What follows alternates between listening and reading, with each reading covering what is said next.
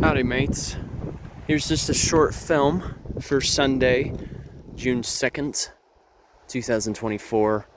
Just came from Harney's Peak, which is the highest peak west of the Rocky Mountains.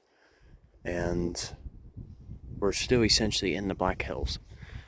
A section that I visited yesterday is directly across from me, known as Little Devil's Tower.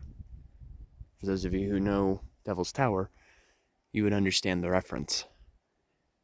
It looks like a smaller version, hence the name. But Harney's Peak rises over 7,200 feet above sea level, so it's up a good ways. And I guess you could say my lungs have noticed it a little bit, just from higher elevation in general. So that's why oftentimes during these types of hikes, I like to pace myself, as it were. But that's where I just came from. And not too far away is, of course, Mount Rushmore. You can't directly see it from here, but it is nearby. We have surrounding us a lot of Ponderosa Pine. For those of you who are as old as I am, sorry, I had to include that age reference. There was a restaurant chain that was called Ponderosa. And oftentimes, hold on, it's marked as one of the most common gymnosperms or conifers in this area. However, though, it has faced a past blight, as it were, from what is known as the Pine Mountain beetle. And so it has unfortunately faced a couple of threats, such as that one, and that is how you're noticing there's a lot of downed trees nearby. There's actually a flower that I forgot to point out.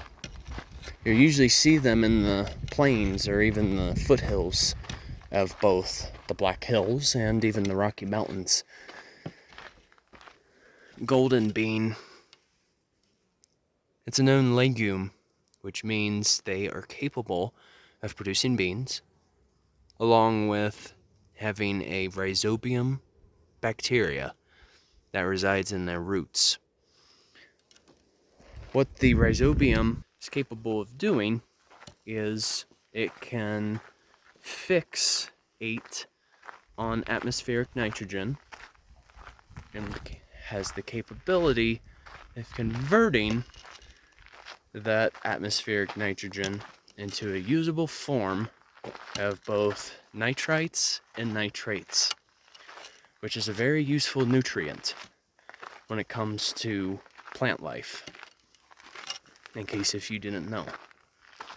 It's really fascinating to think about that, how rhizobium bacteria is capable of such a process. Anyway, I'll just wrap it up here.